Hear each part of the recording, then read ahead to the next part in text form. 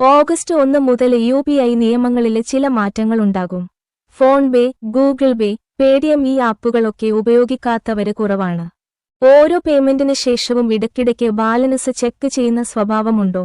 Payment status refresh ചെയ്യുന്ന സ്വഭാവമുണ്ടോ? എന്നാൽ ഇക്കാര്യങ്ങളിലൊക്കെ August 1 മുതൽ നിയന്ത്രണങ്ങൾ വരികയാണ്. ഫോൺ നമ്പറുമായി ലിങ്ക് ചെയ്ത ബാങ്ക് അക്കൗണ്ടുകൾ ഒരു ദിവസം 25 തവണയിൽ കൂടുതൽ ഉപയോക്താക്കൾക്ക് കാണാൻ കഴിയില്ല. ഒരു ദിവസം 50 തവണ മാത്രമേ ബാലൻസ് പരിശോധിക്കാൻ കഴിയൂ.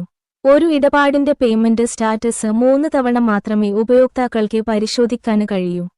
കുറഞ്ഞത് 90 സെക്കൻഡ് ഇടവേളയിലെ സ്റ്റാറ്റസ് കാണാൻ കഴിയൂ. വിവിധ പ്ലാറ്റ്ഫോമുകളിലെ ഓട്ടോപേ ഇടപാടുകൾക്ക് നിശ്ചിത സമയപരിധി നൽകുന്നതടക്കമാണ് മാറ്റങ്ങൾ. ഇടപാടുകളുടെ സുരക്ഷ, വേഗം, വിശ്വാസ്യത എന്നിവ വർദ്ധിപ്പിക്കുക എന്ന ലക്ഷ്യത്തോടെയാണ് മാറ്റങ്ങൾ. കണക്കുകൾ അനുസരിച്ച് ഇന്ത്യയിൽ 600 കോടി UPI ഇടപാടുകൾ നടക്കുന്നുണ്ട്.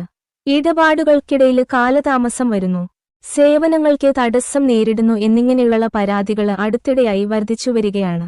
ഉപഭോക്താക്കൾ ബാലൻസ് നോക്കുക, പേയ്മെന്റ് റിഫ്രഷ് ചെയ്യുക തുടങ്ങിയ റിക്വസ്റ്റുകൾ ആവർത്തിച്ചു വരുമ്പോഴാണ് നേരത്തെ പറഞ്ഞതുപോലുള്ള തടസ്സങ്ങൾ ഉണ്ടായുന്നത് എന്നാണ് വിലയിരുത്തൽ. അതുകൊണ്ടാണ് UPI ഇടപാടുകൾക്ക് നിയന്ത്രണം വരുന്നത്.